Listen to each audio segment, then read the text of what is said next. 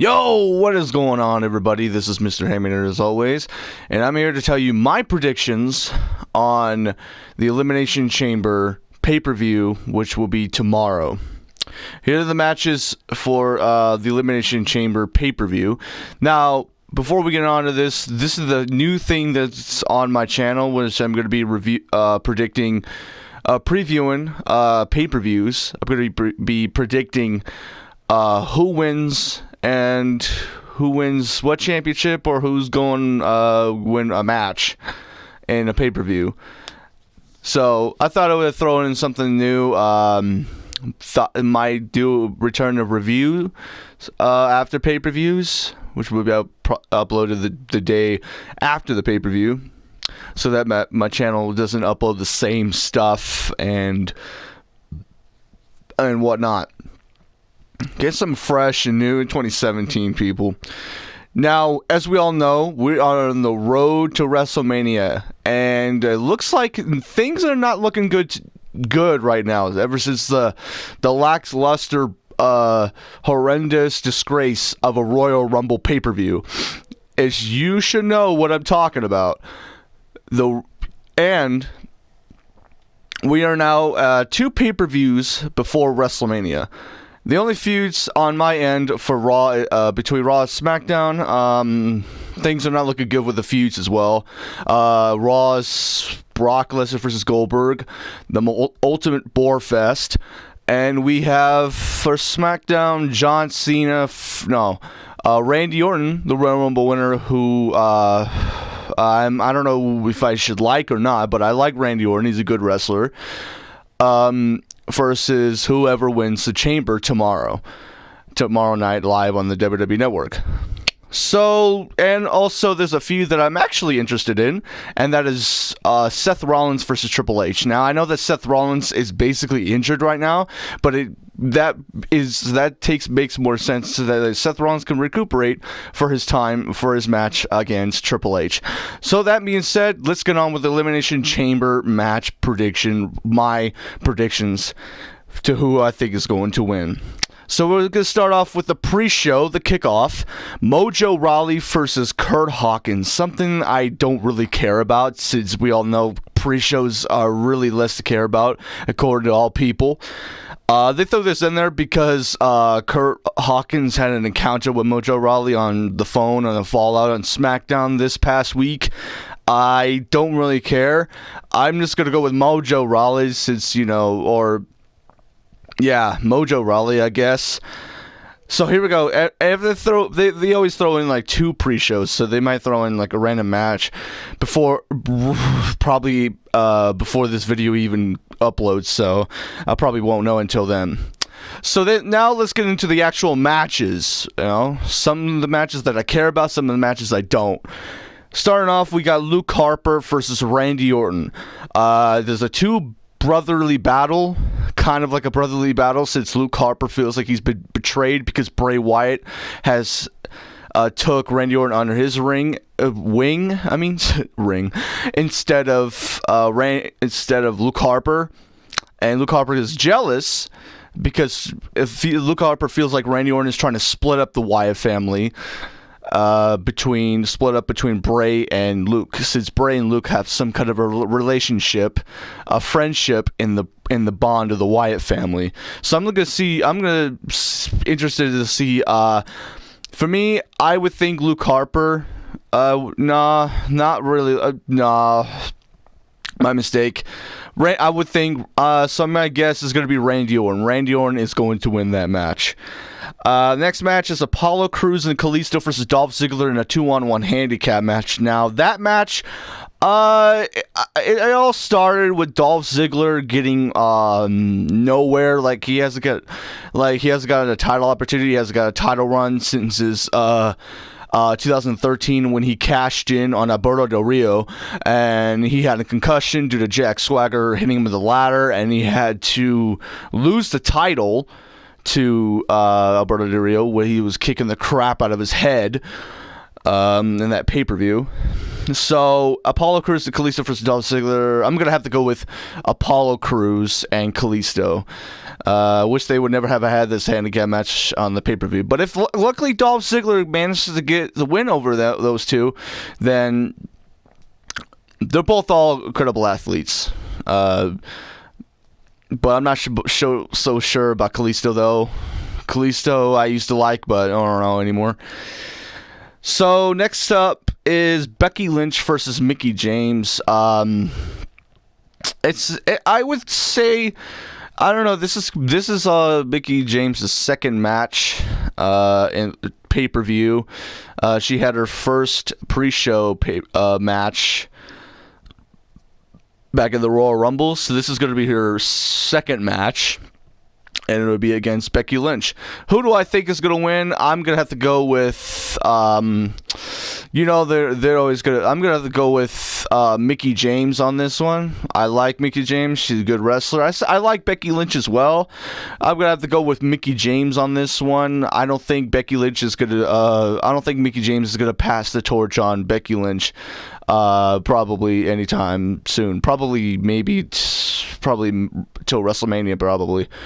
Alexa Bliss versus Naomi for the WWE SmackDown Women's Championship. Now, there's one person that I do think that is going to win this route, and that's Naomi. I think Naomi has a lot of potential. She has a lot of charisma. She's been there since NXT Season 3. She's been there since 2010, which is amazing to hear, because she's been there for 7 years. And what's sad about that is she's never won a women's or a Divas title. So I think this pay-per-view is her opportunity to gain at least one championship. I mean, could you imagine not being champion for 10 years, being an actual world champion for 10 years? You could ask that about for Goldust, people like Goldust, people like Roddy Piper. Those people had Intercontinental titles, but they never held the WWE Championship. And it's sad, but I wish they had it. So, yeah, I'm going for Naomi on this part. So the next match is the Elimination Chamber. This is a tag team turmoil match for the WWE SmackDown Tag Team Championships. We got American Alpha versus Heath Slater and Rhino versus Breezango versus the Usos versus the Ascension versus the Vaudevillains. Now, the one thing that I don't like about this match is that it's not going to be an Elimination Chamber match. Now, this match would have been more exciting, but I don't know why they decided not to do an Elimination Chamber match. 2 Elimination Chamber matches tomorrow. The last time they did 2 Elimination Chamber matches was back in 2015.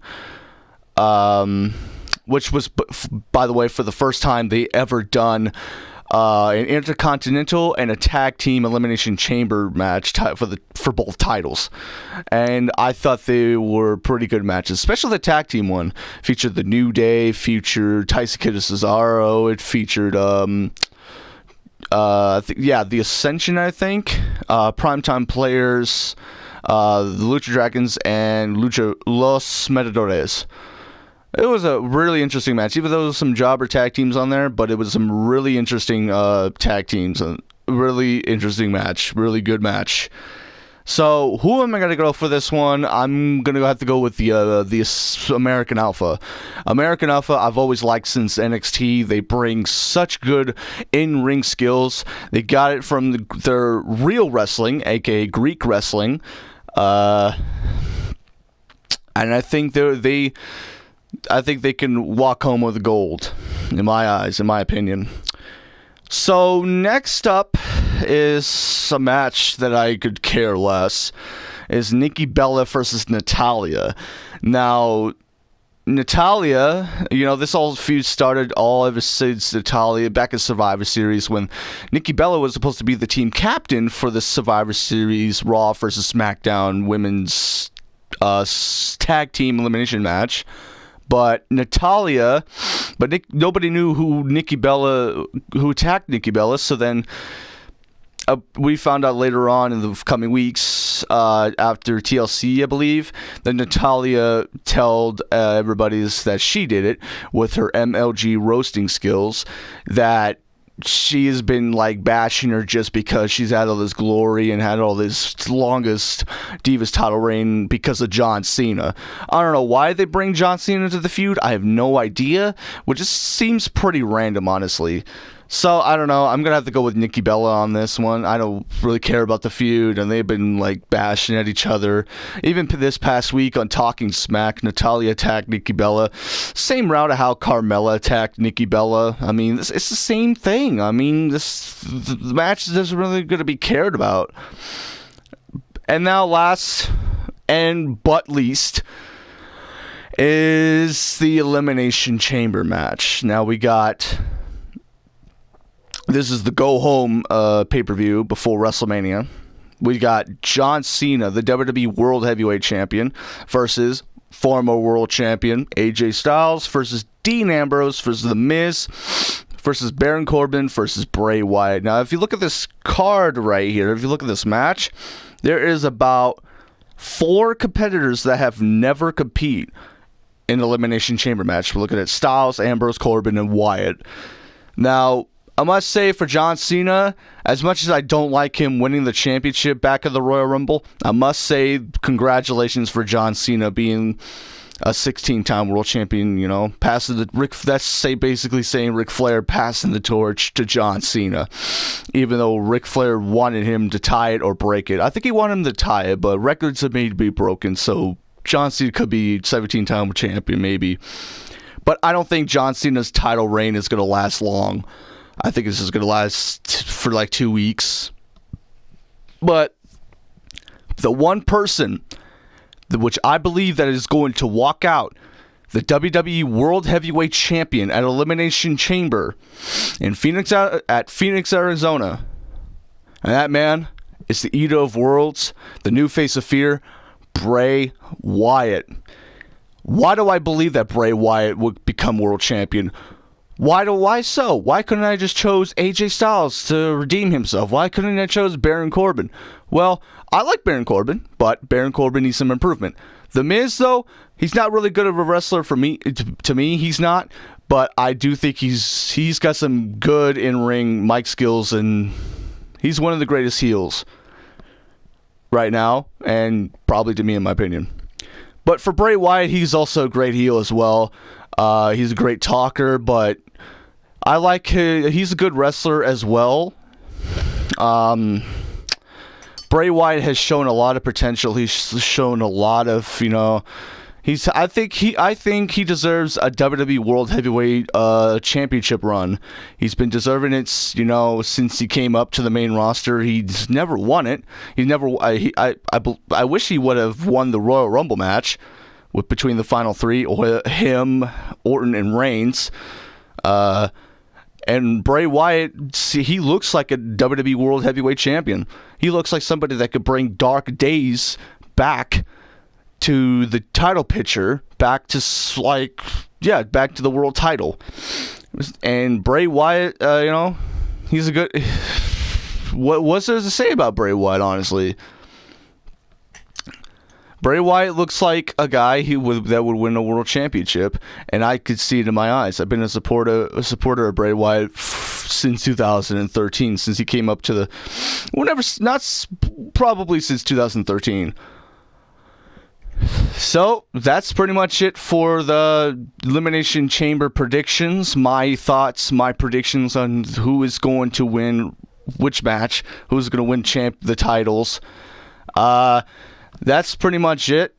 So, I'm surprised there's no oh no, that's right, Dean Ambrose is in the Intercontinental title match. My bad. So that's it for this prediction match. Hope you guys enjoyed it. Hope you guys, who do you guys think is gonna win these matches? Who do you guys think who's gonna win the WWE World Heavyweight Championship inside the Elimination Chamber tomorrow? Leave your comments below. Leave your thoughts in the on the comment section below. I'll make sure to read them. And also, don't forget to leave a like on this video, leave a comment, subscribe for more content, more videos, etc., etc. And also follow me on Twitch, twitch.tv/Mr. Hayminator. And also,